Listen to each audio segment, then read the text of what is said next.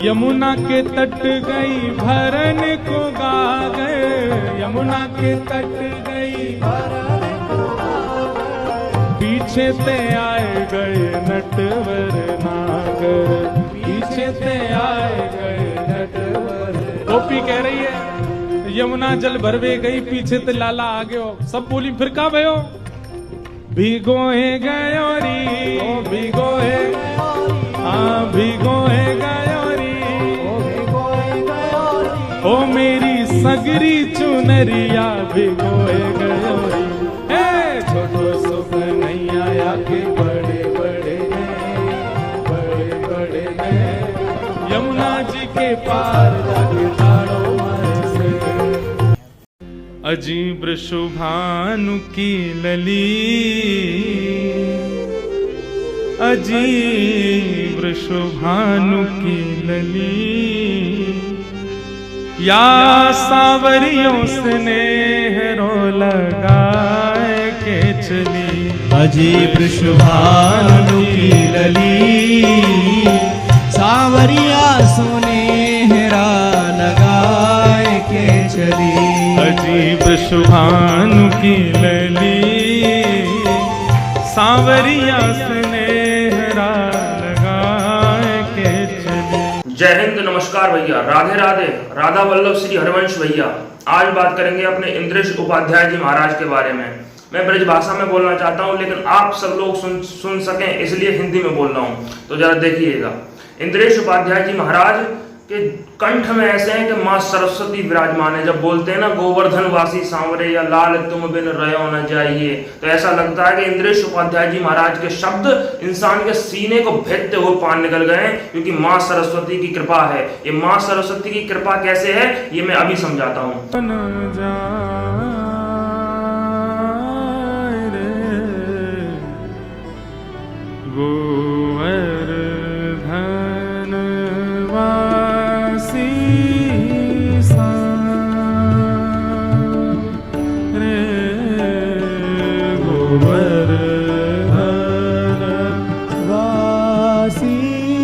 ये माँ सरस्वती की कृपा कैसे है ये मैं अभी समझाता हूँ। देखिए, इंद्रेश उपाध्याय जी महाराज का जन्म हुआ है सन 1996 में, लेकिन इसकी कथा, जन्म की कथा शुरू होती है 2 साल पहले सन 1994 से ही।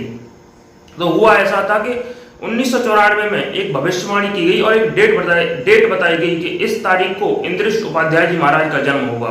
कहानी इस तरह से है, 1994 में मध्य प्रदेश के इंदौर में एयरपोर्ट के पास एक जगह है विद्याधाम। वहां पर एक गुरुजी रहते हैं, वो माँ सरस्वती का मंदिर है। वहां पर इनके पिताजी श्री कृष्णचंद्र शास्त्री जी जब कथा करने गए तो उनसे वहां के गुरुजी ने कहा कि अगली बार आप जब हमारे यहाँ कथा करने आएंगे तो साथ में आपका पुत्र आना चाहिए। इनके पिताजी ने कहा कि नहीं, मेरी तो 3 बेटियां हैं, मेरा कोई पुत्र नहीं है। बोले नहीं, अगली बार जब आप कथा में आएंगे तो आपका पुत्र यहाँ पर आएगा और भगवान श्री कृष्ण वो पुत्र ही बनेगा। अगली बार श्री कृष्ण जन्माष्टमी पर आपका पुत्र ही भगवान कृष्ण बनेगा। और बकायदा डेट लिख के दे दी कि श्रावण कृष्ण नवमी सन 1996 को आपके पुत्र का जन्म होगा। पिताजी बहुत खुश हुए और घर आए। ठीक उसी दिन, ठीक उसी तारीख श्रावण कृष्ण नवमी को इंद्रेश उपाध्याय जी महाराज का जन्म हुआ और इनके पिता का नाम श्री कृष्णचंद्र शास्त्री, माता का नाम नर्मदा देवी है। इनकी 3 बहनें हैं।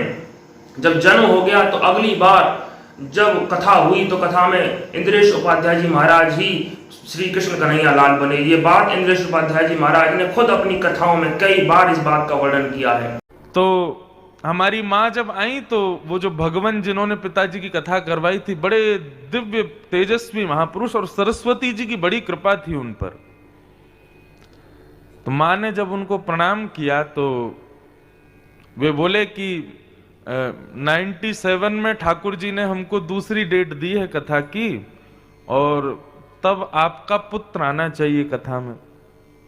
तो हमारी माँ ने कहा कि महाराज जी, मेरे तो 3 बेटियां हैं, बेटा तो है नहीं। तो महाराज जी बोले कि 97 में जो हमारे यहाँ कथा होगी उसमें कृष्ण जन्माष्टमी जन्मोत्सव वाले दिन पंडाल के प्रमुख द्वार से जब डलिया आएगी उसमें लाला के रूप में आपका ही पुत्र आएगा।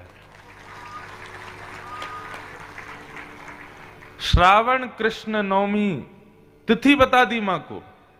जब इंद्रेश उपाध्याय जी महाराज का जन्म हो गया तो इनकी स्कूली शिक्षा जो है वो कान्हा माखन पब्लिक स्कूल में जो वृंदावन में मौजूद है उसमें हुई। इनका संप्रदाय रामानुज संप्रदाय है और इनका जो संप्रदाय अपनी दीक्षा लेने के बाद, जो धार्मिक दीक्षा लेने के बाद जो इनका नाम है वो है तोताद्री नाथ रामानुजदास। इंद्रेश उपाध्याय जी का नाम जो दीक्षा लेने के बाद है वो है तोताद्री नाथ रामानुजदास। जब इंद्रेश उपाध्याय जी महाराज ने स्कूली दीक्षा ले ली तो 13 वर्ष की उम्र में ही इन्होंने धार्मिक दीक्षा यानी भागवत दीक्षा का अध्ययन प्रारंभ किया। इनके 3 मुख्य गुरु रहे। पहले गुरु इनके पिताजी, दूसरे गुरु इनके नाना जी और तीसरे गुरु थे शिव प्रसाद उपाध्याय। इनके जो नाना जी थे, पता है उनकी कितनी बेटियां हैं? 8 या 9 बेटियां हैं। इनकी 8 बेटियां हैं, 8 बेटियां और 2 बेटे हैं। इनके नाना जी कहते हैं ये अष्ट सखियां हैं और ये नंद और गोपाल हैं। इनके पिताजी की शादी कैसे हुई इसके पीछे भी एक विशेष घटना है, उसकी बात कभी और करेंगे। इसमें केवल इंद्रेश उपाध्याय जी महाराज की बात कर देंगे। तो इन 3 गुरुओं ने इंद्रेश उपाध्याय जी महाराज को आज इस कथा कहने लायक बना दिया। इनकी पहली कथा हुई जब इनका अध्ययन पूर्ण हो गया तो पहली कथा हुई। इनके पिताजी का सपोर्ट इनके पीछे से था। जब इनने पहली कथा करने गए पिताजी का सपोर्ट पीछे से था क्योंकि पिताजी पहली काफी पॉपुलर हो चुके थे। तो पहली कथा हुई भगवान श्री कृष्ण के धाम द्वारिका में और ये डेट थी जुलाई 2015। इनकी अगली कथा हुई दिसंबर 2015 में और अमेरिका के शहर न्यूयॉर्क में। उसमें एक बहुत बढ़िया इनके साथ घटना घटी। इनकी अगली कथा हुई 3 मार्च सन 2016 में। 3 या 30 मार्च सन 2016 में 3 कथाएं इनकी हो गई लगातार। लेकिन उसके बाद शुरू होता है संघर्ष का दौर। भगवान श्री कृष्ण कहते भी हैं कि दृढ़ अलभ्य लाभ इससे धीर को न वंचित रख और तन संचित होने दे। दृढ़ प्रदत्त घाव से शस्त्र हैं खिलौने, युद्ध भूमि खेल का आंगन, क्षत्रिय तो होते हैं युद्ध प्रिय स्वभाव से। तो इनके साथ भी ऐसा ही हुआ, इन्हें भी संघर्ष करना पड़ा। और संघर्ष ऐसा हुआ कि कोई इनसे कथा करवाने को राजी ना हो, कोई कथा का क्रम नहीं। फिर इनके दिमाग में आने लगा कि भाई हमसे कोई कह दे कि कथा करने आ जाओ, बस हमसे कोई एक बार कह दे कथा करने आ जाओ, हम खुद अपना पैसा खर्चा लगा के चले जाएंगे कथा करने के लिए। बस कोई एक बार कह दे कि हाँ कथा करने आ जाओ, लेकिन कोई कथा करने को बुलाए नहीं। तो इनने सोचा भैया जब कोई नहीं बुला रहा है तो हमारे पास 2 चीजें तो है। एक हमारे हनुमान जी हैं, हनुमान जी महाराज को कथा सुना देते हैं, और दूसरे हमारे पास हैं गैया। भगवान श्री कृष्ण जब पैदा हुए तो उन्होंने पहला शब्द बोला था गैया, तो मैं गैया को कथा सुनाता हूँ। तो इन्होंने अपना नियम बना लिया। इनके पास में गौशाला थी, उस गौशाला में रोज सुबह 4:30 बजे जाते थे और A2 मोटिवेशन नाम के एक यूट्यूब चैनल पर इन्होंने अपने दिए इंटरव्यू में इस बात का वर्णन किया है कि मैं इस तरह से गैयों के पास कथा सुनाने जाता था, A2 मोटिवेशन। तो जब ये कथा सुनाने गए गैयों के बीच तखत पे बैठ जाते थे और खूब अच्छी तरह से गोवर्धन वासी सांवरे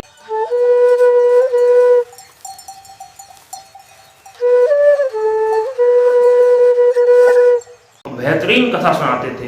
इनकी आवाज भी ऐसी है कि जानवर भी रिएक्ट करने लग जाए, और बेहतरीन कथा सुनाते थे। कथा जब सुनाने लगे तो कम से कम 6 से 7 महीने इन्होंने वहां कथा सुनाई। कथा के दौरान जब किसी बालक का जन्म होता था ना, वहां पे बछड़े का जन्म, तो उसके जन्मदिन को इस तरह से मनाते थे जिस तरह से भगवान श्री कृष्ण का जन्मदिन हम मनाते हैं, यानी नंद उत्सव।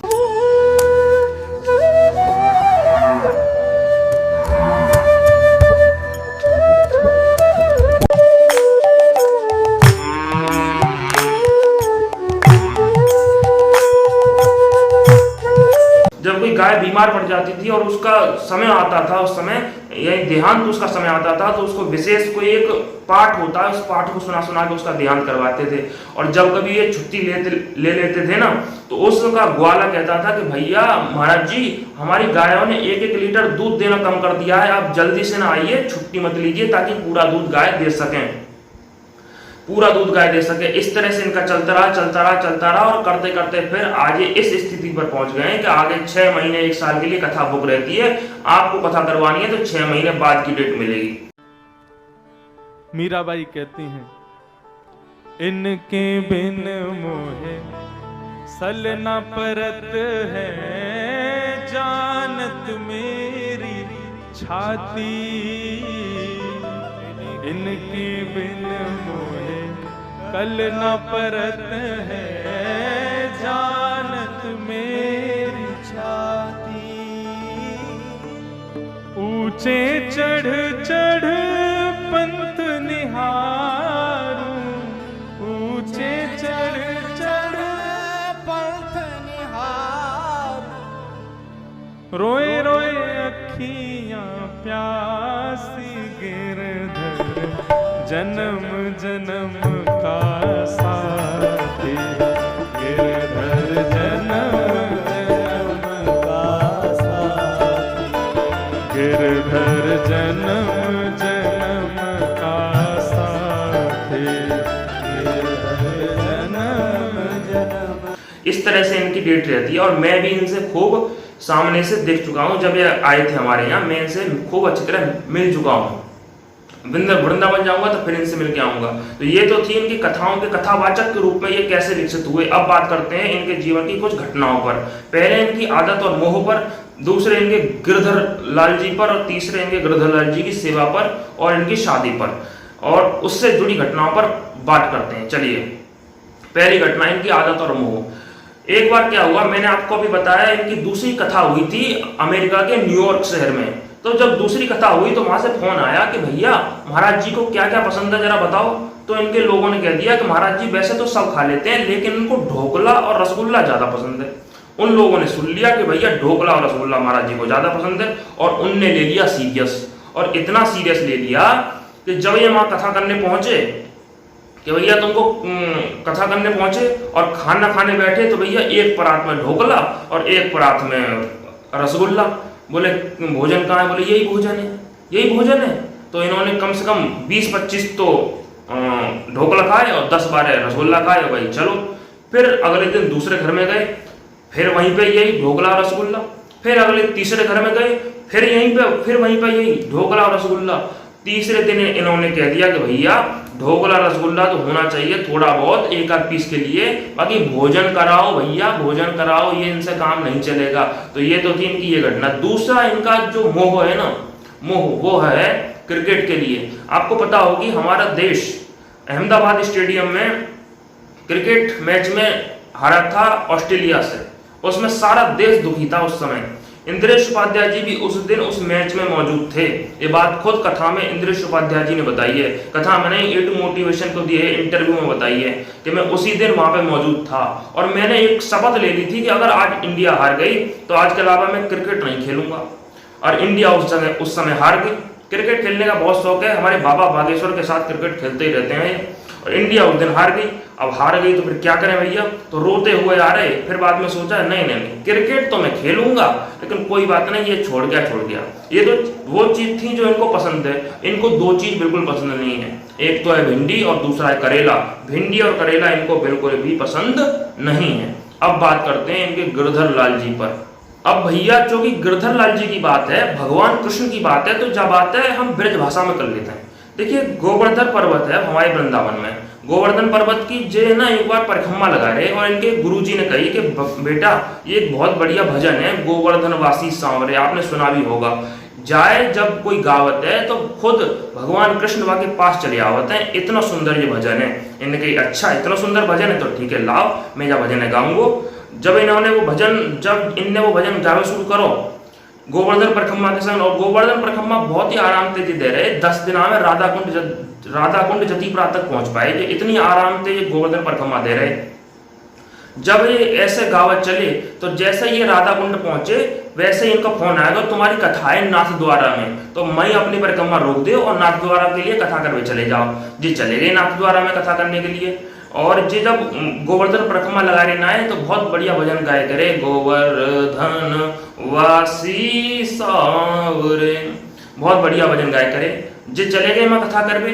और कथा जब है गई इनकी तो एक बाजार में घूम रहे नाथ द्वारा में, तो एक दुकान से बहुत बढ़िया संगीत बज रहे हो।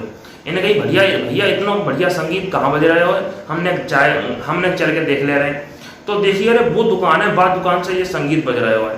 जी पहुंच गए वह दुकान पे कि भैया तुम्हारे यहाँ संगीत बज रहा है। बोले हाँ। दुकानदार ने इन्हें देख के गई, अरे तुम आए गए, आओ बैठो। फिर दुकानदार बोलो कि मेरी 2015 से तुम्हारी एक चीज मेरे पास रखी है। इंद्रेश जी बोले हम तो 2015 से तुम्हें कभी देखे ना, जब दुकान पे दोबारा आए ना, तुमने हमारी चीज कहाँ से रख ली। बोले बैठो। और लाल कपड़े में लपेट के लेके आए गिरधर लाल जी जो इनके पास में रेत का है। बोले लियो। बोले जी किसके हैं? बोले तुम्हारे हैं। बोले कैसे? कि जब तुम्हारी पहली कथा भई ना आई जुलाई 2015 में, जब मैंने 7वें दिन इन गिरधर लाल जी को रूप सिद्ध करवा शुरू करो और तुम्हारी कथा सुनते सुनते रूप सिद्ध करो, तो 8वें दिन जो गिरधर लाल जी सिद्ध है गई तुम्हारी कथा में, और बाकी गिरधर लाल जी को जब मैं सिद्ध करूं तो मुझे 1 महीना 1.5 महीना लग जाए, लेकिन जे गिरधर लाल जी इतने सुंदर गिरधर लाल जी 8 दिनों में सिद्ध है गए। तो मैं समझ गया कि जे गिरधर लाल जी तो इन्हीं व्यास जी का जाए और एक ना एक दिन जी व्यास जी इन्हें आके ले जाऊंगे। तो मैंने जी चुपचाप जय जय जी के रख दें और तुम आए गए देखो। और इंद्रेश उपाध्याय जी महाराज तो अंदर से भाव होते जा रहे, भावपूर्ण होते जा रहे, उनके लाभ वही दिन आते गिरधर लाल जी अपने साथ लेके आए और आज तक इनके गिरधर लाल जी की सेवा चल रही है। लो अपने ठाकुर जी ले जाइए हैं। और जब दोबारा से अपनी कथा कर में पहुंच गए तो जतिपुरा से आगे तक की जहां तक इनकी परिक्रमा पहुंच गई, वहां के आगे तक की परिक्रमा इन्हें गिरधर लाल जी के साथ करी। यानी आधे में बोल रहे गोवर्धनवासी सांवरे लाल तुम बिन रहो न जाइए, और अगले में लाल आएंगे इनके साथ में, लाल तुम बिन रहो न जाए।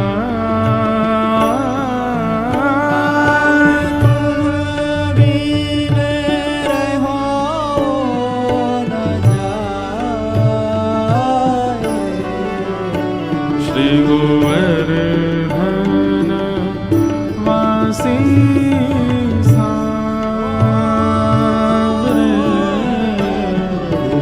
गोवर्धन वासी सांवरे। श्री चतुर्भुज दास जी का ये भाव है और ये कलयुग में गाया गया एक गोप के द्वारा गीत है। ठाकुर जी ने इस गीत को वरदान दिया है।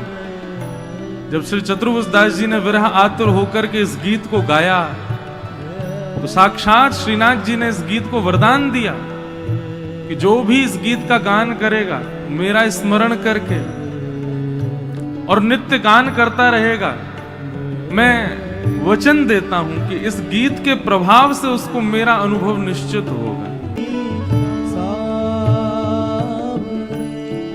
लाल तुम बिन रहो न जाए, ओ बिन रहो न जाए। गोवर्धन वासी